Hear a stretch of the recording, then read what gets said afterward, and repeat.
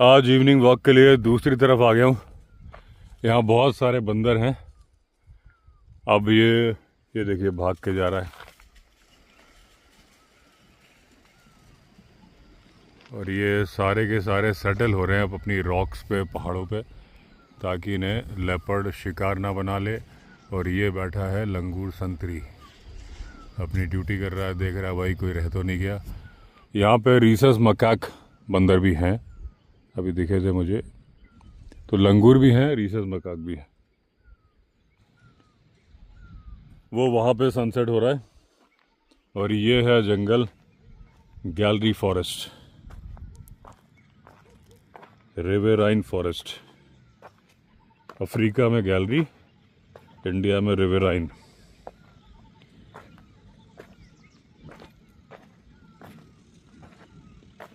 अभी दोस्तों एक कमेंट आया फेसबुक पे, एक तिवारी जी है, तो उत्तराखंड, मैं दिखा रहा हूँ कमेंट आपको।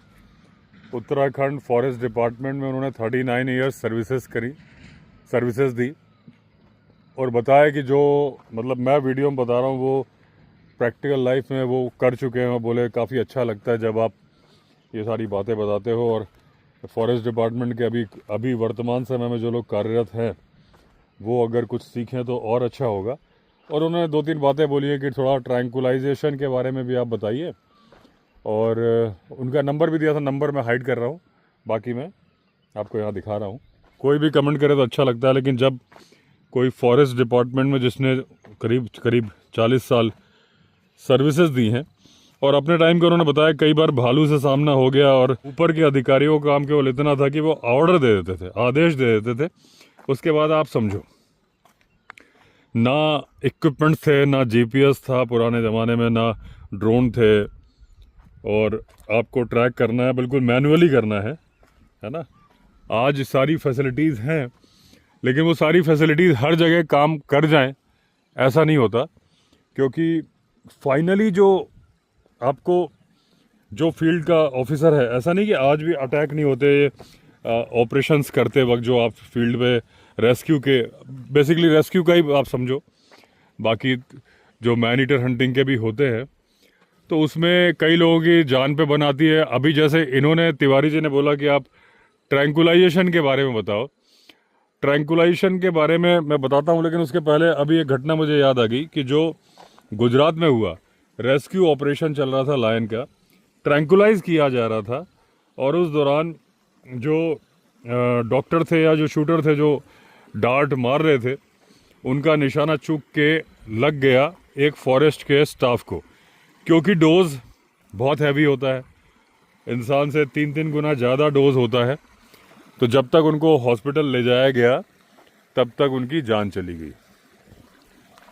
अब जो तिवारी जी ने पूछा है उसी में बताऊं कि ये बहुत बड़ी गलती है। ये मतलब एक नॉर्मल गलती नहीं है जो ये हुई कि एक आदमी की जान चली गई, ये एक बहुत बड़ी गलती है। मतलब इसमें आप समझ लो कि पहली बात तो जब आप ये ऐसा कैसे हो गया कि आपने डार्ट मारा उसको, लग इसको गया है, इसका मतलब आपने गन को प्रॉपरली हैंडल नहीं किया। मैं वहाँ पे तो नहीं था, लेकिन अगर लायन सामने खड़ा है तो उसके बगल में तो आदमी नहीं खड़ा था कि निशाना थोड़ा चूका और लग गया।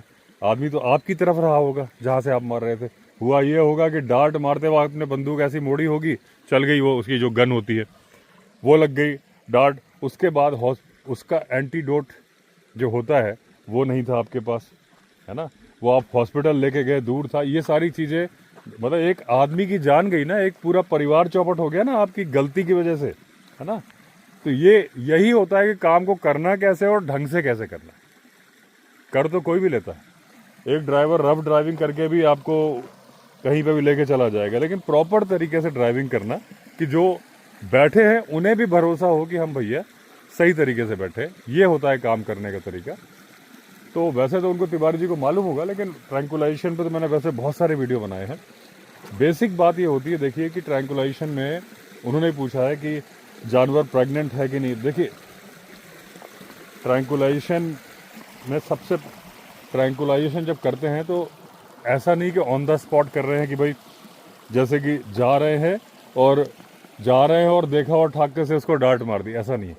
पहले फॉरेस्ट डिपार्टमेंट के लोग R&D करते हैं, जिस जानवर को करना है उसकी प्रॉब्लम क्या है। मान लीजिए एक फॉर एग्जांपल एक टाइग्रेस है या टाइगर है जिसको कि रेस्क्यू करना है, टाइग्रेस ही पकड़ लेते हैं क्योंकि टाइगर तो प्रेग्नेंट होगा नहीं, तो वो इंसानों पे वहाँ पे 2 पीफाउल फीमेल और उसके पीछे 2 मेल हैं, दोनों पीछे वाले जुवेनाइल हैं। ये देखिए, तो टाइग्रेस है, अब वो मान लीजिए इंसान पे हमला कर रही है और उसको वहाँ से पकड़ के ट्रांसलोकेट करना है, ये टास्क है। तो ऐसा थोड़ी ना है कि ऑन द स्पॉट ग्राउंड में भेज दिया कि भाई जाओ और पकड़ लो। तो वो प्रेग्नेंट है कि नहीं है ये तो पहले ही मालूम चल गया होगा। जिस टीम ने रिसर्च करी होगी, R&D करी होगी कि भाई ये इसको ट्रैंकुलाइज करना है, ये उसी वक्त डिसीजन का नहीं, पहले ही ऑन पेपर हो गया, उसकी चाल ढाल से एक आइडिया ले लिया।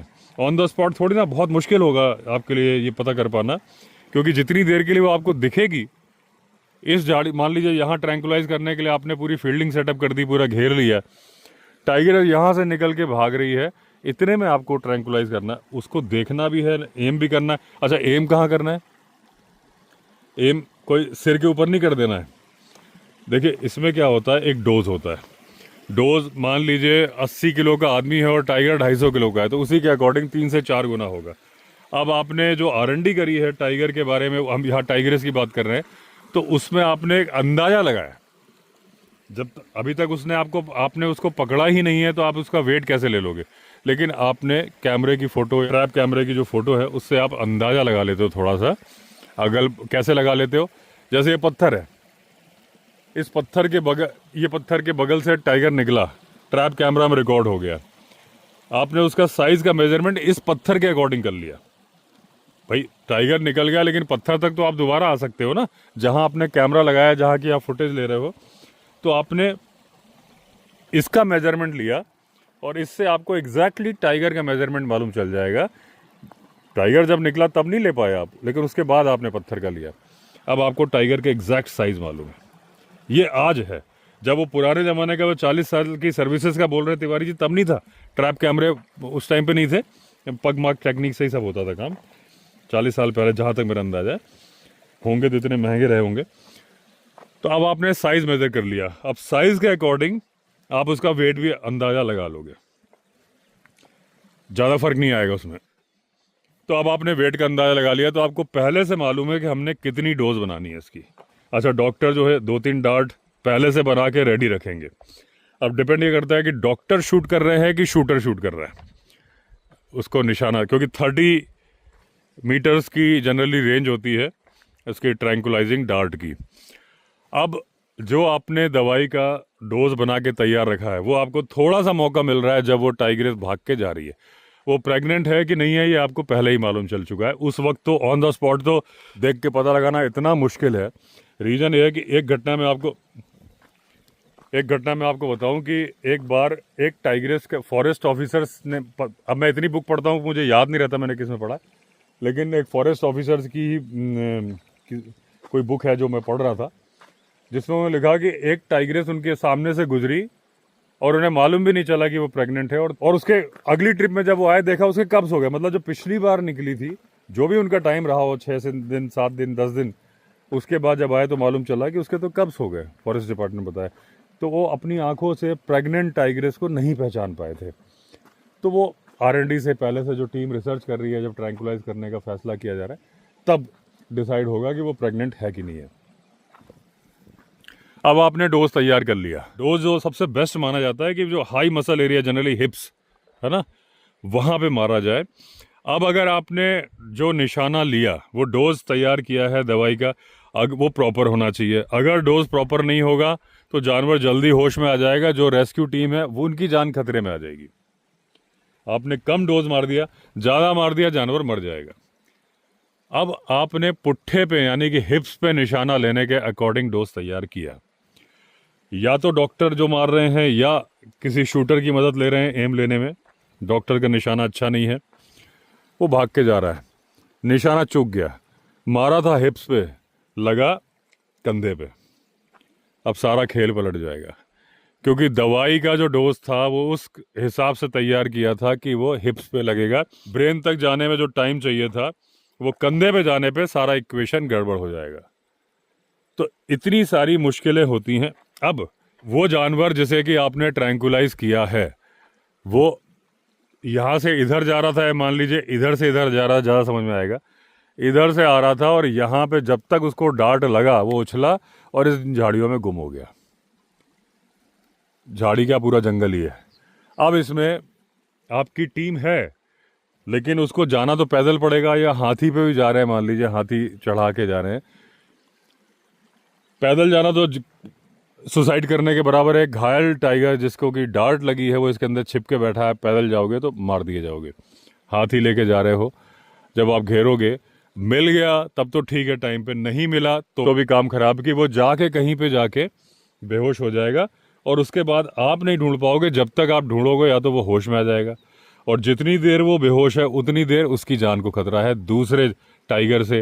अगर वो टाइगर से दूसरा टाइगर अगर उस इलाके में मूव करता है, दूसरे और मान लीजिए उस जगह जंगली कुत्ते हैं, ढोल हैं, मतलब कोई दूसरा जानवर भी उस पर अटैक कर सकता है। सांबर के केस में एक बार हुआ था कि ट्रैंकुलाइज कर रहे थे सांबर डियर को और वो घुस गया जंगल में, ढूंढ नहीं पाए और जब तक ढूंढा तो पता चला उसे लेपर्ड ने खा लिया। बेहोश सांबर पड़ा था, लेपर्ड आया उसने खा लिया। तो जिसकी जान को रेस्क्यू कर रहे थे, उसका जो भी बीमारी थी या जो भी प्रॉब्लम थी रेस्क्यू कर रहे थे, उसकी जान ही चली गई। तो वो रेस्क्यू किस काम का जिसमें वो मरी गया। तो इसमें क्या होता है, जब आपने डांट मार दिया उसके बाद जब वो भाग के जा रहा है, इसीलिए कहा जाता है कि भाई वाटर पॉइंट के आसपास ना। ये वाटर पॉइंट भी टाइगर के डूबने के लिए पर्याप्त है। आपको बताऊं बहुत कम वाटर पॉइंट है, बहुत कम पानी है, लेकिन अगर मुंह के बल गिरेगा ना, नाक के बल, बेहोश होगा तो मर जाएगा। तो इसीलिए जो एनटीसीए की गाइडलाइन है कि जब आप किसी को ट्रैंकुलाइज करोगे तो वाटर बॉडी से 10 किलोमीटर की दूरी पे होना चाहिए, कि वो उससे ज़्यादा तो ट्रैवल नहीं करेगा डांट लगने के बाद। एकदम नज़दीक ना किया जाए ये कहा जाता है। लेकिन चैलेंज एक ये भी कहा जाता है कि रात को ना किया जाए। बहुत सारे केसेस में भी आपने सुना होगा कि रात को किया गया। इवन अभी जो ढेला में एक मैन ईटर टाइग्रेस थी जिसने एक आदमी को पहले हमला किया था, उसके बाद उसको वापस रिलीज़ किया गया था इस उम्मीद से कि शायद उसने गलती से हमला किया, चिप भी लगाई गई थी और उसके बाद उसने एक मजदूर पे हमला कर दिया था, जान ले ली थी। उसको रात को 11:30 बजे ट्रैंकुलाइज किया गया था। तो एनटीसीए की गाइडलाइन तो है कि रात को नहीं करना है। किया था इसका मतलब परमिशन लेके किया होगा, क्योंकि ऐसी परिस्थितियां आती हैं। जैसे उत्तर प्रदेश के रहमान खेड़ा में, लखनऊ में एक कई महीने हो गए थे और टाइगर ट्रैंकुलाइज नहीं हो रहा था। उसका ये बताया जा रहा था कि भाई दिन दिन में करना है, रात को नहीं करना है, क्योंकि एनटीसीए की गाइडलाइन थी। तो इसीलिए वो नहीं हो रहा था। रीजन कि वो जो जानवर नॉक्चर्नल एनिमल है, जो चलता रात को है, दिन में वो आराम करता है।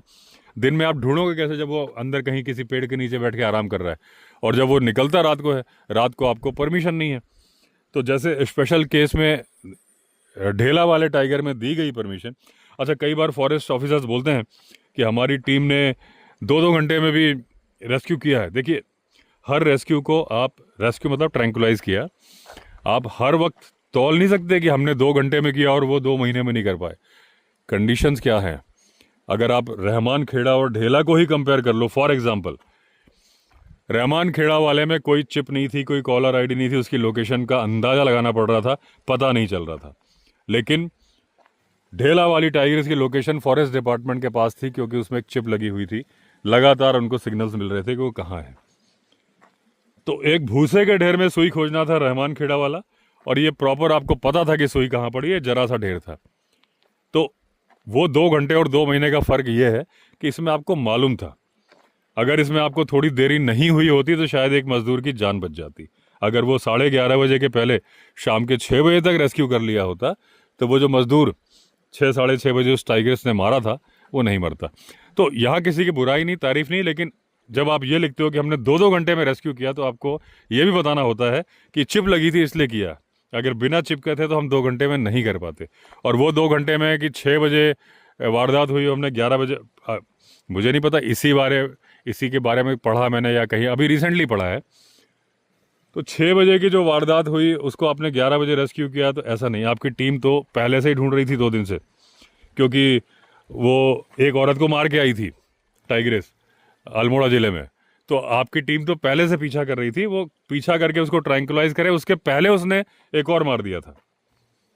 तो अभी तो खैर हम ट्रैंकुलाइजेशन की बात कर रहे थे। तो ट्रैंकुलाइज करते वक्त क्या होता है, आपके पास एंटीडोट जो उसका होता है कि भाई जब आपको होश में लाना हो तो आप एक दूसरा इंजेक्शन लगाते हो, और उसके ऊपर लगातार पानी डालते रहना पड़ता है, क्योंकि उसका बीपी बहुत हाई हो जाएगा, तो उसको हर वक्त पानी डालते रहना पड़ेगा ठंडा करने के लिए।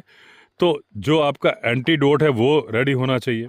कितनी जैसे ही आपका ट्रीटमेंट होता है, ये टाइगर वगैरह के मामले में तो रेस्क्यू सेंटर में ले आया जाता है, लेकिन अगर हाथी का मामला है तो उसको तो ऑन द स्पॉट ट्रीट करना पड़ता है।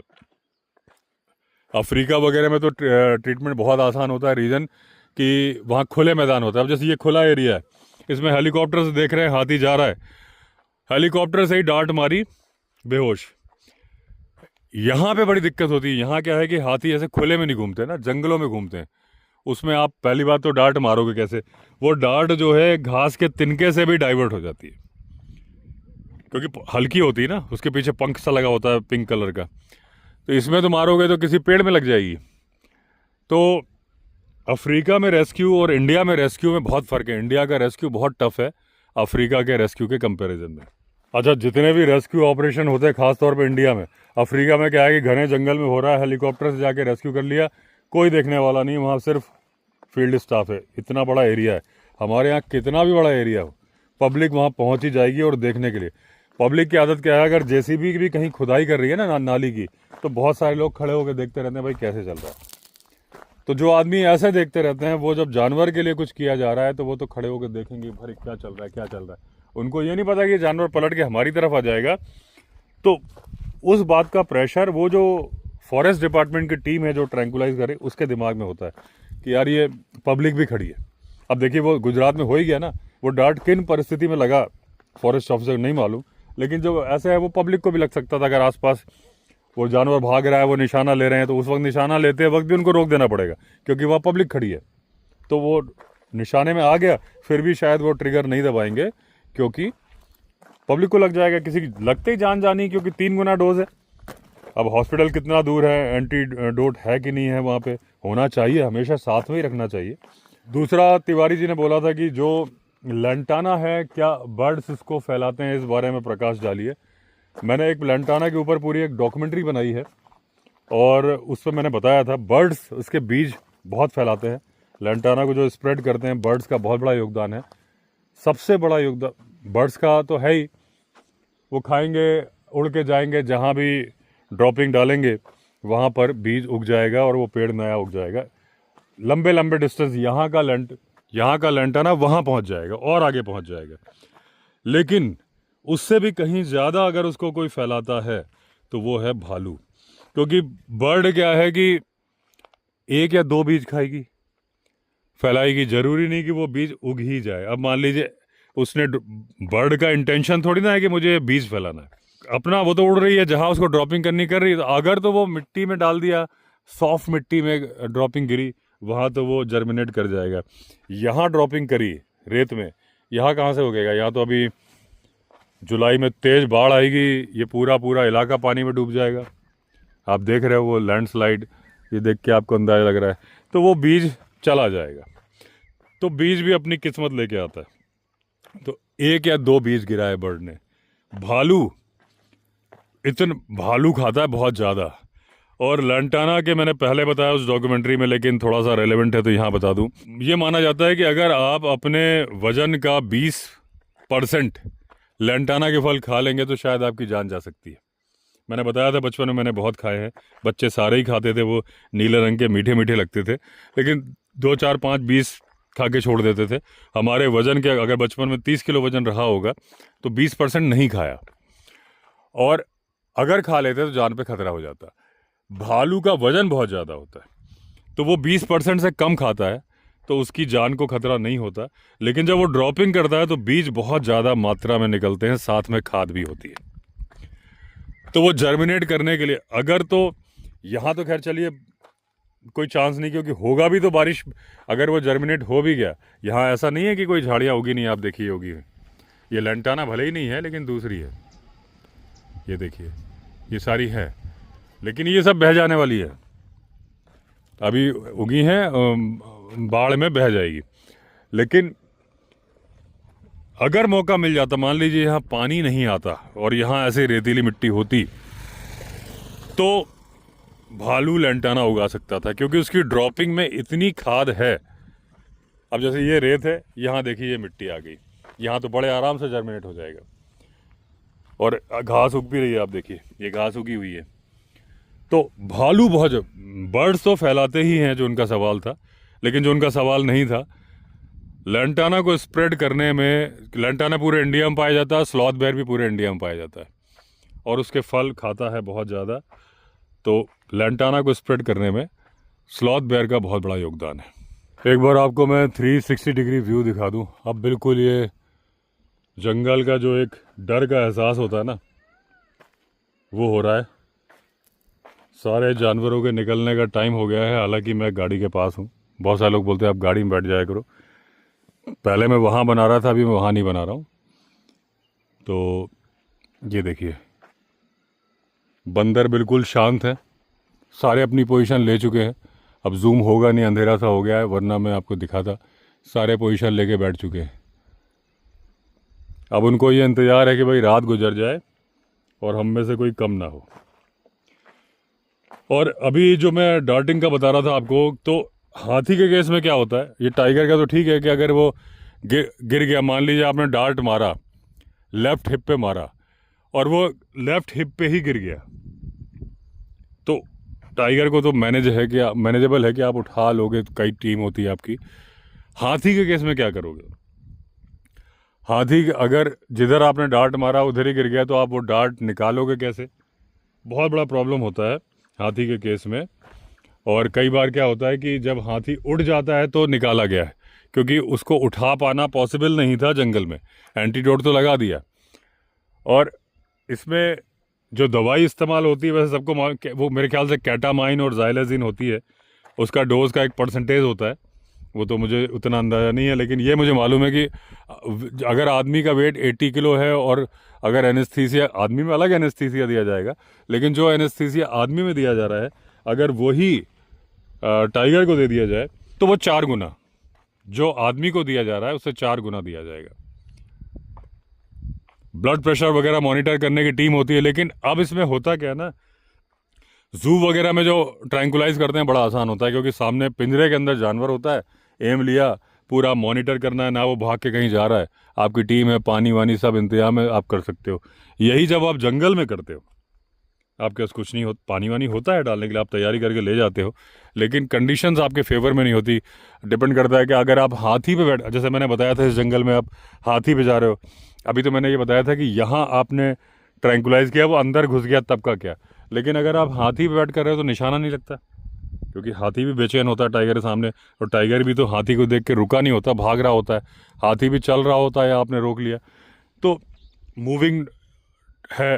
बंदूक की गोली नहीं कि एकदम से आपने निशाना लिया और चला जाएगा। इसमें बहुत बड़ी कलाकारी होती है, क्योंकि इसकी स्पीड बंदूक की गोली की तरह नहीं है। तो अगर वो जानवर जा रहा है तो आपको उसकी स्पीड को एस्टिमेट करके और थोड़ा आगे मारना पड़ता है। करीब करीब अगर किसी ने गुलेल चलाई होगी तो उसको इस बात का अंदाज़ा होगा, मैंने बहुत चलाई है बंदरों को भगाने के लिए बांधवगढ़ नेशनल पार्क में। तो अगर भागता हुआ बंदर है तो उसको मारना था निशाना, तो थोड़ा आगे मारना पड़ता है, क्योंकि आपने उसी जगह मार दिया तो जब तक वो पत्थर पहुंचेगा तब तक वो निकल चुका है वहाँ से। यही डार्ट के मामले में होता है। तो ये सारी चीज़ें बड़ी मतलब देखने में आसान लगती, करने में बड़ी मुश्किल होती हैं, कि आपको एक ऐसी चीज़ जो हल्की है, जो कि हवा के प्रेशर से जा रही है, ब्लास्ट करके नहीं जा रही है, उसको पहुंचाना है 30 मीटर के दायरे के अंदर, नज़दीक से। इधर से निकल रहा है बगल से, थोड़ा आसान हो जाएगा आपके लिए। लेकिन डार्ट लगने के बाद वो वहाँ खड़ा रहेगा, इस बात की उम्मीद मत करिए। वो फ़ौरन डार्ट लगने के बाद उसको चोट लगती है। ये भी मैटर करता है, मैंने वैसे पहले वीडियो में बताया, लेकिन टॉपिक ये है कि डार्ट में प्रेशर का सिस्टम होता है, कि गैस का जो प्रेशर है कितना डालना है। अब आपने एस्टिमेट दूरी का अंदाज़ा, आपने केवल दवा का डोज नहीं, आपको उस गैस का प्रेशर का भी अंदाज़ा लगाना है। अगर वो यहाँ नज़दीक है और आपने उतना प्रेशर कर दिया कि वहाँ तक डार्ट को जाना था, जब उसको लगेगा ना तो इतना तेज़ झटका लगेगा उसको कि जानवर डर के मारे भाग जाएगा।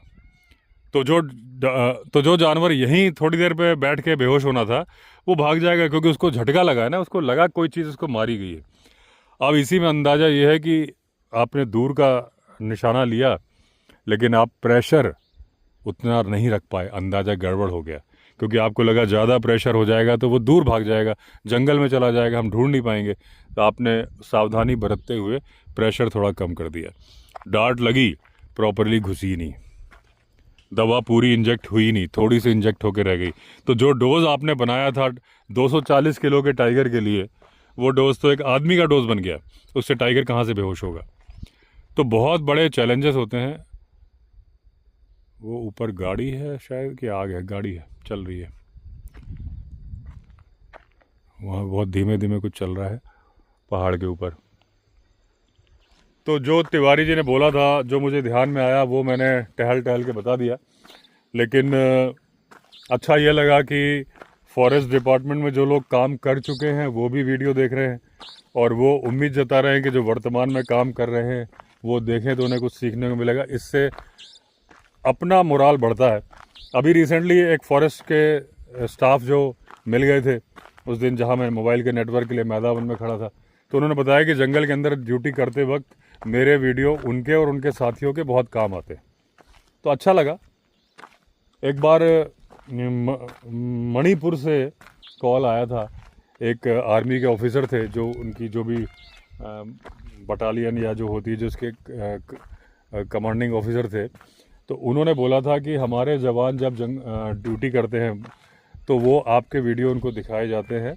और हालांकि उनके पास AK-47 बड़े बड़े वो होते हैं। ये लंगूर बोल रहा है, तो ये थोड़ा झगड़ा सा हो रहा है, कोई पोजीशन को लेके झगड़ा हो रहा है। लेकिन मज़ेदार है ना, देखिए एकदम शाम के टाइम पे जंगल में ऐसी आवाज़ सुनना, यही जंगल की फील होती है। असली रॉ जंगल ये है, सफारी से बढ़ के होता है ये। तो उन्होंने बताया था कि हथियार बहुत बड़े बड़े होते हैं, लेकिन हथियार चलाने का मौका तो मिलेगा। जवान खड़ा है और पीछे से हमला कर दिया। तो वो बोल रहे थे कि हमारी पूरी जो भी यूनिट थी, मुझे नाम याद नहीं कि ब्रिगेड थी कि बटालियन थी क्या है, तो उनको हम दिखाते हैं और आपको हम बुलाएंगे। सारी हमारी जो भी टीम है, ब्रिगेड या बटालियन, उनकी इच्छा है कि आप आओ तो हमारे साथ ही रुकना, खाने पीने का सब इंतजाम करेंगे। लेकिन वो बोले थे कि अभी मणिपुर में हालात ठीक नहीं है। ये बात हो गई, 1 साल हो गया इस बात को कॉल को, तो अचानक से मुझे याद आ गई। तो वो बोले थे कि जब ठीक हो जाएंगे तब हम बुलाएंगे, अगर तो मेरी पोस्टिंग यहाँ रही। बोले वैसे मेरे ट्रांसफ़र की भी संभावना है, सोलन ट्रांसफ़र होने की संभावना है। उन्होंने बोला। बीच में एक बार और कॉल आया था उनका नंबर मैंने सेव किया था, लेकिन रात के 2 बजे आया था और 3-4 बार आया। तो फ़ोन साइलेंट पे रहता है तो उठाने का नहीं है, तो कॉल करने का भी उनको मैं बता दूँ भाई साहब टाइम भी तो देखो ज़रा। अगर दिन भर आदमी काम करके वीडियो एडिट करके रात को सो रहा है और रात को भी नहीं सो पाएगा, काम कैसे करेगा? दिन में तो सोने का मौका मिलता नहीं। थोड़ी देर खाना खा के लेट जाता हूँ, लेकिन फिर एडिटिंग। आज भी एक स्टोरी पूरी रिकॉर्ड भी करी है, कल रात के 10:30 बजे तक करी है। गेस्ट थे, लगातार गेस्ट है आजकल, आज भी है। तो 9 तारीख से 19 तक एक भी दिन ऐसा नहीं जिस दिन गेस्ट ना हो। तो गेस्ट आते हैं तो मिलने आते हैं, उनके साथ बैठ के बात भी करनी होती है, काम भी करना होता है। और आज सुबह जो मिले, जब वो जा रहे थे, उन्होंने बोला सर हम सुन रहे थे कि, क्योंकि मेरी आवाज़ ऐसी है ना, तो मैं अपने रूम के थोड़ा दरवाज़ा खुला था कि आवाज़ एको ना करे, तो पूरे रिजॉर्ट में जाती है। तो वो बोले कि हम 10:30 बजे तक सुन रहे थे रात को कि आप स्टोरी रिकॉर्ड कर रहे हो। तो फिर सुबह उठते साथ इंस्टाग्राम की रील, कभी 1 कभी 2 बना लेता हूँ, फिर एडिट करके डालना, फिर अपलोड करना। आज तो गया नहीं वीडियो था, वरना ऋषिकेश जाऊँगा वीडियो अपलोड करने। फिर रात के 2 बजे कॉल आ जाएगा भाई साहब, तो कैसे हो सकता है पॉसिबल? तो कोई भी हो, आप जग रहे हो, लेकिन कॉल करते वक्त ये देखो कि दूसरा तो सो रहा है ना, ठीक है ना। चलिए कोई नहीं, तो एंड करता हूँ वीडियो को। तिवारी जी ने जो बोला था, तिवारी जी उम्मीद करता हूँ कि आपको आपकी जो आपने सवाल किए थे जवाब मिल गया। तो चलिए फिर आप सवाल भेजिएगा। किसी का सवाल मैं पॉडकास्ट में ले लेता हूँ, किसी का, ये भी एक तरह का अपना पॉडकास्ट ही है, चलते फिरते घूमते हुए। तो चलिए, अगर आपने चैनल सब्सक्राइब नहीं किया तो चैनल सब्सक्राइब कर लीजिए। फिर मिलते हैं, तब तक के लिए all the best. Vande Mataram. अभी यहाँ पे लाल आँख चमक रही है दोस्तों। अभी मैं लौट के जा रहा हूँ ना, बिल्कुल यहीं पे है और बैठ गया है, क्योंकि रोड का डायरेक्शन ये है। आ रही है, नाइट जा रहा है ये। ओ हो, इनकी भी आंखें लाल चमकती है ना। वही मैंने कहा, अभी आंखें चमकी, अब एकदम नहीं दिख रहा है। चलो, होता है, चलता है, दुनिया है।